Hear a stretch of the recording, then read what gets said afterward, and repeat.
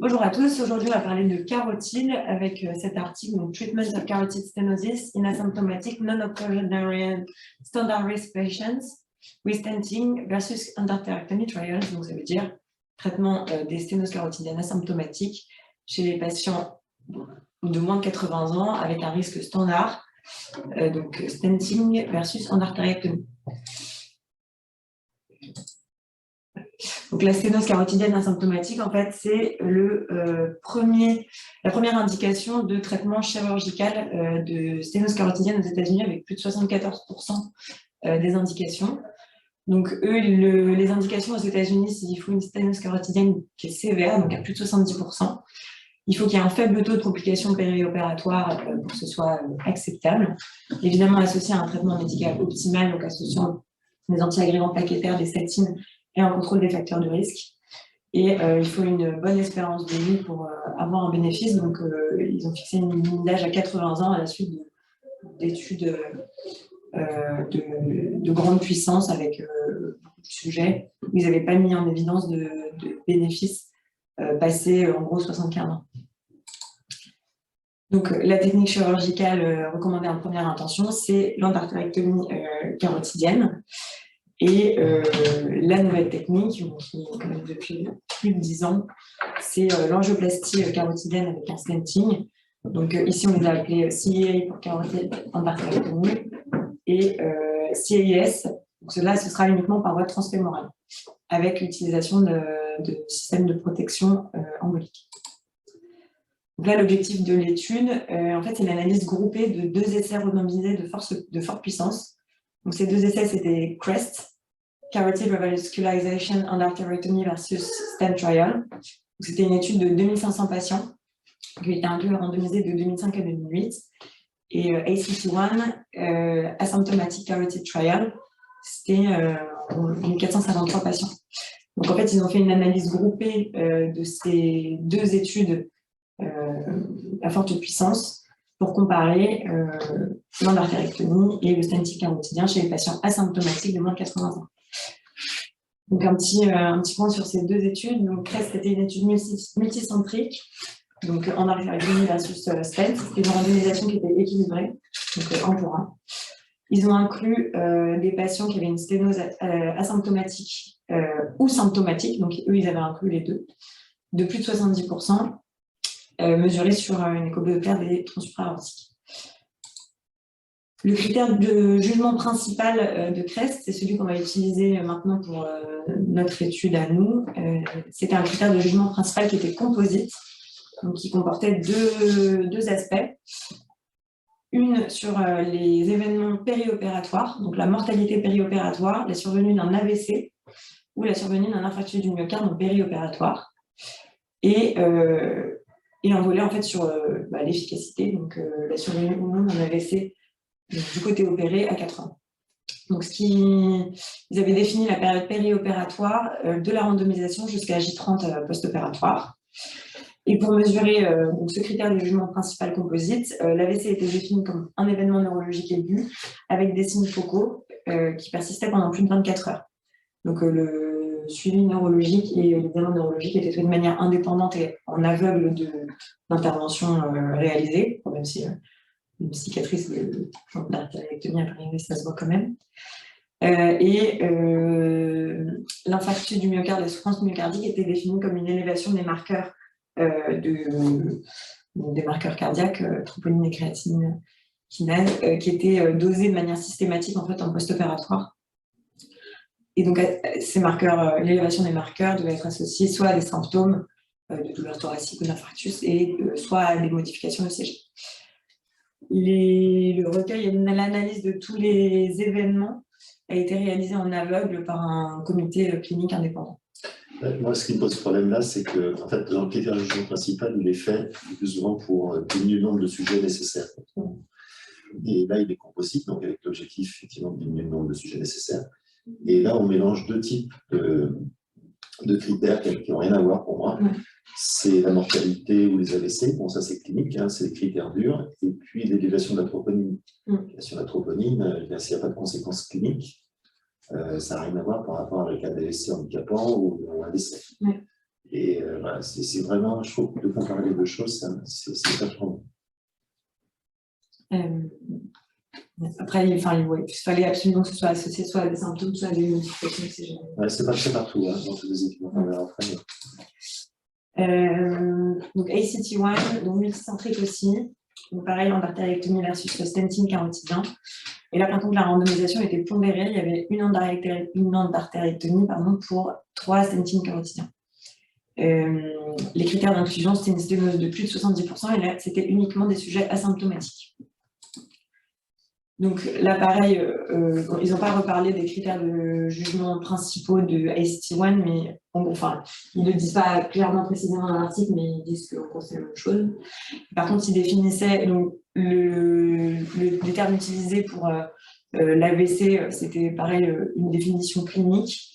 Et pour l'infarctus, donc c'était des symptômes ou des modifications de CG associées à une élévation puis à la baisse rapide de la troponine, ce qui est peut-être plus parlant. Et pareil, c'était l'analyse des événements a été faite par un comité en aval. Donc un petit point sur les interventions. Donc dans les deux études, les endartérectomies carotidiennes étaient confiées à des chirurgiens expérimentés et les stentings carotidiens étaient confiés à des interventionnistes en fait, qui étaient expérimentés et qui avaient bénéficié d'une période de training avant le début des randomisations. C'était uniquement des gens qui avaient été vraiment entraînés avant. Donc, ce qui était un peu protocolisé dans toutes ces interventions, c'était l'abord par voie transfémorale, l'anticoagulation systémique pendant l'intervention et l'utilisation systématique de filtres emboliques. Ce qui était par contre différent, c'est que dans CREST, on utilisait des stents nus et dans ACT1, on utilisait des stents couverts. Et après, les protocoles locaux pouvaient changer. Utilisation ou non d'un patch, les modalités d'anesthésie, les angioplasties post-dilatation et le monitoring neurologique n'étaient pas les mêmes et n'étaient pas renseignés en tout cas dans notre étude à nous. Et les complications locales, donc que ce soit les complications du point de ponction sur l'angioplastie ou les lésions nerveuses dans l'endartérectomie n'étaient pas renseignées. Donc, ce qu'on a utilisé comme analyse statistique, donc l'analyse primaire, c'était de rechercher une supériorité du stenting carotidien à 4 ans sur le critère du jugement principal. En analyse secondaire, ils ont fait une analyse de non-infériorité sur le critère à 1 an uniquement. Et ils avaient posé une marge de non-infériorité à 3%, qui avait été fixée en fait avant l'étude de ACT1, qui était elle. C'était ça l'objectif de l'étude d'ACT1, donc on a utilisé les mêmes critères. Donc toutes les analyses sont en intention de traiter, et après on a fait des analyses en sous-groupes stratifiés sur l'âge et sur le sexe. Un petit rappel des patients, donc dans le CREST, il y avait 2502 patients inclus à la base, 1181 patients asymptomatiques, 1091 de moins de 80 ans, randomisés 1 pour 1, et dans ACT1, c'était que des patients asymptomatiques, de moins de 80 ans, donc c'était déjà les critères qu'on voulait, randomisés 1 pour 3. Donc ça nous fait un nombre total de sujets de 2544 patients, donc c'est un tout petit peu plus de stenting que d'endartérectomie. Et donc le suivi était censé être de 4 ans, on a eu un suivi médian de 2,7 ans. Donc ça, c'est la démographie des patients qu'on avait. Donc on peut voir que les populations sont à peu près équivalentes entre le stenting et l'endartérectomie. Il y en a juste un, c'est le tabagisme actif, qui, la randomisation n'a pas permis d'équilibrer ce facteur-là sur les deux groupes. Ça n'a pas permis d'équilibrer totalement, mais sinon on avait les sujets habituels, donc en moyenne plus de 60, un peu plus de 70 ans, plutôt des hommes, avec une hypertension, une dyslipidémie, plus ou moins adaptée. Moi, je vois un biais qui est quand même assez important. On parle d'une population d'artériopathes. Donc souvent, c'est des critères, c'est des milieux sociaux assez défavorisés. Et aux États-Unis, c'est des études américaines en plus. Ouais. Et là, il y a 90% de caucasiens de blancs. Aux États-Unis, les Noirs américains sont extrêmement touchés par l'artériopathie et ils n'apparaissent pas beaucoup dans ces études-là. Or, ils ont des facteurs de risque qui sont un peu différents et surtout des comportements un petit peu différemment en termes d'hypertension, etc. Et ça, c'est un biais majeur, je trouve, de ces études américaines. où il y a une population qui est ciblée et ça ne concerne pas véritablement l'ensemble de la population. Donc là, on passe aux résultats. Donc, sur l'analyse du critère de jugement principal, je rappelle le critère composite. Donc, on a fait des courbes de survie selon Kaplan-Meier, une mesure du hazard ratio avec un Cox proportionnel et le coefficient de significativité était calculé selon un test de Log-Rank. Donc, on peut voir en fait qu'on a vraiment deux courbes qui se superposent. Donc, en vert, c'est le stenting carotidien et en rouge, c'est l'endartérectomie. Donc, sur le critère de jugement principal, en fait, on a la survenue du critère de jugement principal, on a 5,3% à 4 ans pour le stenting, 5,1% à 4 ans pour l'endartérectomie, avec en fait, un hazard ratio qui est quasiment égal à 1. Et donc, en fait, en tout cas, sur l'analyse de supériorité, il n'y a pas de supériorité. On ne peut pas conclure à une non-infériorité, puisque c'est une analyse de supériorité, mais il n'y a pas de supériorité. Les courbes se superposent bien. Donc, juste sur la différence entre les événements périopératoires et post-opératoires à 4 ans, on a quand même, dans les deux cas, en fait, 3,21 et 3,25% des événements périopératoires, ce qui est quand même pas rien. Et sur les AVC, à 4 ans, 2,3%, 2,2%. Donc en fait, c'est vraiment similaire selon les deux techniques. Et pour ce qui a été de l'analyse secondaire, donc le critère de non-infériorité, le calcul de la non-infériorité à 1 an, donc on avait pareil, 3,9% d'événements dans les deux groupes, avec du coup au maximum de l'intervalle de confiance, la limite supérieure était de 1,3%, donc bien inférieure à la marge de 3% qui avait été prédéfinie pour définir la non-infériorité. Donc ça, c'est une petite analyse des événements périopératoires. Donc il y a quand même quelques différences en fonction de la technique. Donc le critère composite, mortalité, de tout AVC ou infarctus du myocarde, on était à 3,2%. Mais par contre, il y a quand même une différence en fait qui tend vers la significativité. Elle n'y est pas totalement, mais elle commence à s'en rapprocher quand même. C'est la survenue d'un AVC qui est plus important dans le groupe, qui paraît plus important dans le groupe de stenting.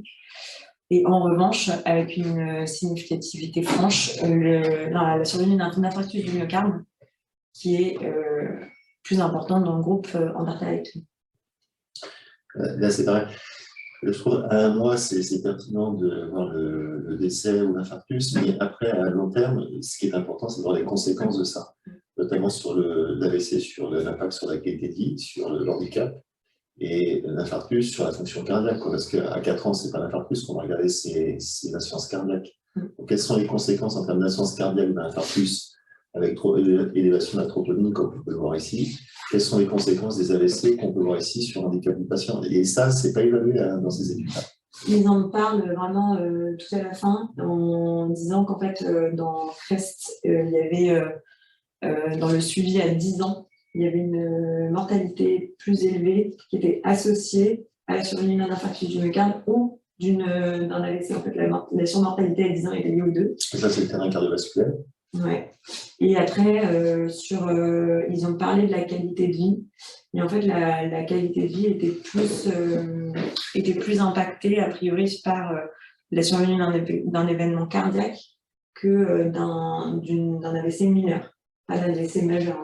Oui, en fait, ce qu'il faudrait voir, qualité de vie dans les deux groupes, parce que là, c'est de voir un peu est-ce qu'il y a une différence en termes de qualité de vie. Alors, major stroke, par exemple, il y a une tendance à avoir dans le casse un peu plus. Non, c'est pas rien de significatif. Et mineur, ouais, il y a un casse, il y a une petite augmentation aussi. Ouais. Mais ça, c'est pas bien évalué, en fait, la qualité de vie et puis vraiment la science cardiaque. Enfin, moi, je ne pense pas que dans les études, il y a vraiment un travail là-dessus. Comme dans ça. Après, ils ont évalué des critères secondaires. Donc, il y en avait un qui était un critère composite aussi, c'était la survenue d'un AVC ou la mortalité à 4 ans. Donc, qui, pareil, était superposable entre stenting et endartérectomie. Et un autre critère secondaire qui était juste la survenue d'un AVC à 4 ans. Et pareil, c'était commençait à enfin, c'était superposable aussi. En tout cas, il n'y avait pas de différence significative. On voit quand même que il y a quand même assez peu d'AVC. Il y a quand même assez peu d'AVC à 4 ans par rapport à la mortalité toute cause. Ensuite, les analyses en sous-groupe. Donc, sur le critère de jugement principal, vous pouvez voir qu'en fait, il n'y a aucune différence majeure. Ils ont vraiment fait des analyses en sous-groupe seulement sur l'âge et sur le sexe. Il n'y a pas du tout notion d'autres critères de risque chirurgical particulier. Donc, c'est vraiment juste sur des catégories d'âge et donc pas de différence sur le critère de jugement principal. Et par contre, ils ont fait une analyse d'un critère modifié, donc cette fois en excluant la souffrance myocardique. Et en fait, là, ils auraient trouvé un avantage pour l'endartérectomie chez les patients un peu plus âgés, 75-79 ans. Après, est-ce que c'est pour le coup cliniquement pertinent d'exclure la souffrance myocardique chez ces patients-là qui sont justement plus à risque? Je pense pas. Mais voilà. Quand on exclut le risque d'infarctus du myocarde, on a peut-être un meilleur bénéfice à l'endartérectomie. Ça, c'est quelque chose qui était connu, ça. Enfin, en tout cas, pour les patients de plus de 80 ans, ce n'est pas le sujet ici. Mais pour les patients de plus de 80 ans, alors qu'on attendait un bénéfice de l'endovasculaire, ça regarde que finalement, la chirurgie est plus safe que l'endo pour les patients octogénaires et plus. Sur le plan neurologique sur le plan global, même. Parce que là, c'est ça que c'est bizarre, d'exclure le critère. Je suis d'accord, ouais. Alors que c'est la chose la plus risquée. Mais sur les plus de 80 ans, ça paraît. En fait, ils font surtout plus d'AVC en endovasculaire. De la crosse et tout ça, des lésions peut-être. Probablement, ouais. Probablement, je pense que la crosse, effectivement, déjà, on sait que lorsqu'on fait des artériographies, enfin, lorsque les neuros faisaient des artériographies, on sait qu'il y a 1% d'AVC lié au capitalisme de la crosse. Donc, la crosse, effectivement, c'est un point majeur. Donc, pour discuter un peu, donc, cette étude ne montre pas de supériorité ne montre pas de supériorité du stenting carotidien, mais que même il n'y a pas l'air d'y avoir plus de mortalité. Donc c'est quand même un essai de forte puissance. Il y avait plus de 2500 sujets inclus, donc une forte puissance. C'était des essais randomisés qui étaient bien menés.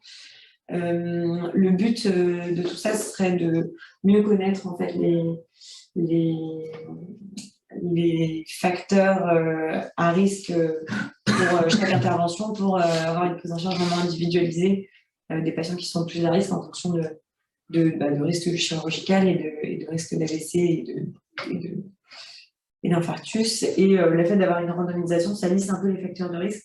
En fait, il y a eu pas mal d'études aux États-Unis qui montraient pas les mêmes résultats et qui montraient un désavantage en fait au stenting carotidien, mais qui étaient en fait que des études rétrospectives qui utilisaient les registres des hôpitaux américains.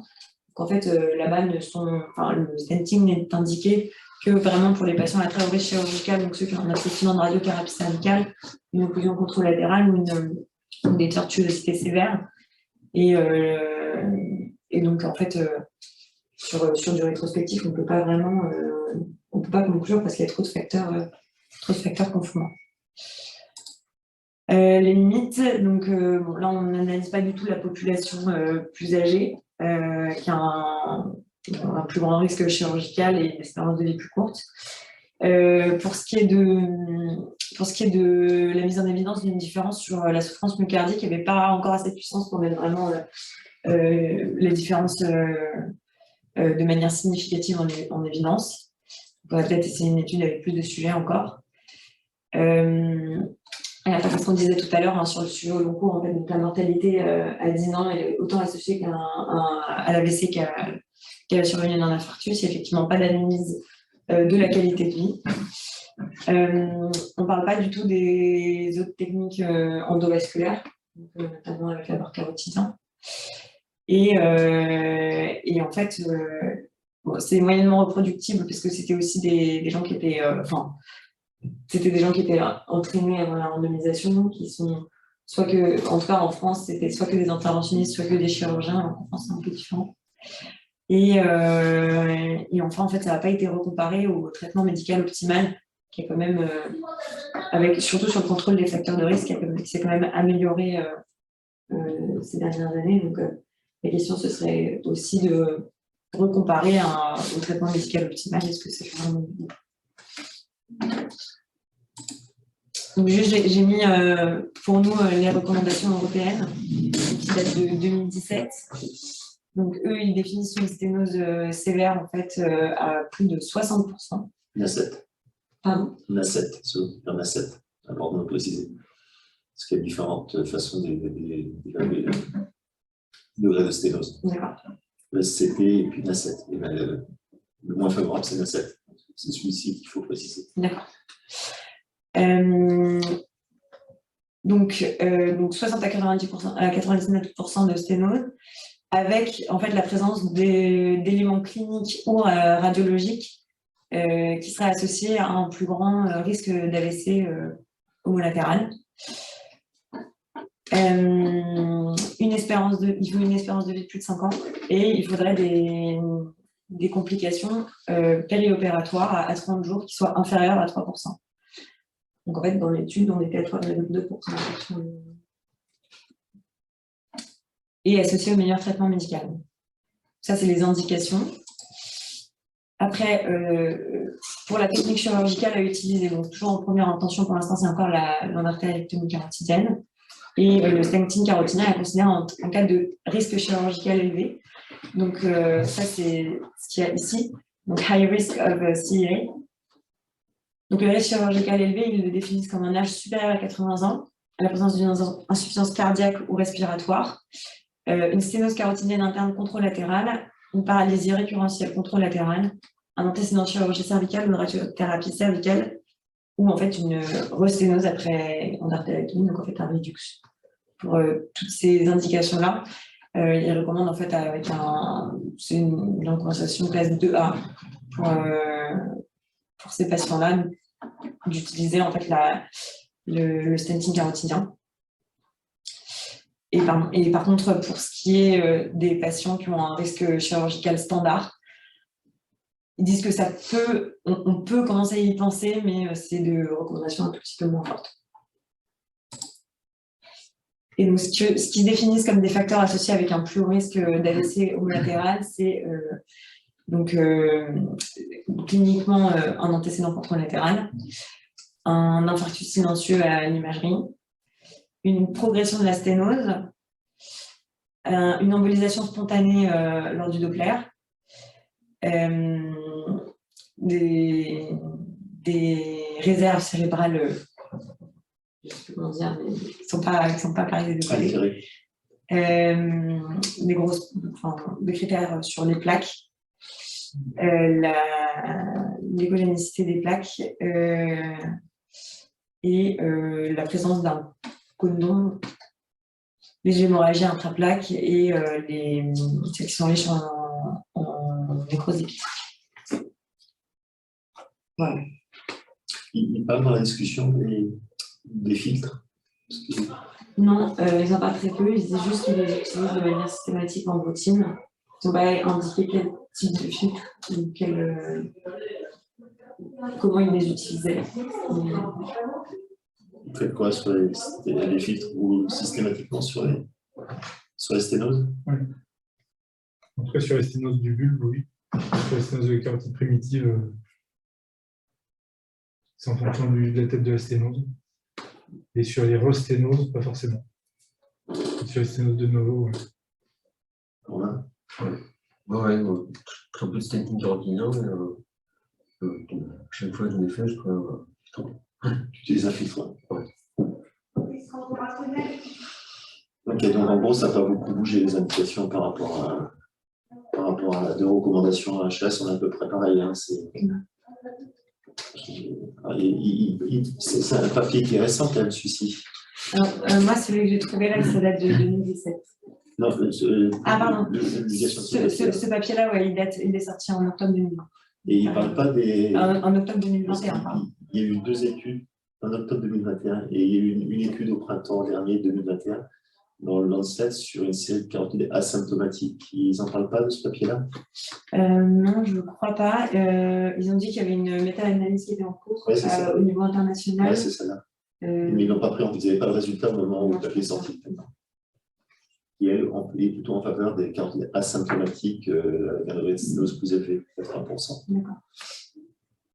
Parce que c'est vrai que longtemps a été discuté la place du traitement médical sur les carotides asymptomatiques, à juste titre, et le papier de Lancet vient contre, on l'avait présenté ici, il vient finalement plutôt en faveur d'une intervention pour ces carotides asymptomatiques. En tout cas, à partir de carotides sévères. Est-ce que vous avez des questions pour Dorian sur les carotides asymptomatiques? Donc, statu quo pour l'instant. On continue à les opérer. Vous les prévenus en consultation, je risque que 5% de vraiment On dit 2-3%, voilà, d'événements neurologiques. de morbidité globale. Quelle que soit la cause. Ouais. Ouais. 2-3%, c'est le chiffre que tu sens. 5%, c'est élevé. Enfin, c'est au final, si tu, c'est ça, hein, c'était 5% si tu prenais tous les critères en compte et c'était 3% si tu prenais les critères neurologiques. Je dis d'AVC, Ouais, c'est ça. infarctus, élément grave. Après, ça comprend le Ça AVC à comprend. 4 ans. C'est à 4 ans, ouais. 2-3%, c'est périopératoire à un mois. C'est C'est ça. l'événement périopératoire. C'est terminé. Bon, parfait. Merci, Dorian. Merci de votre attention.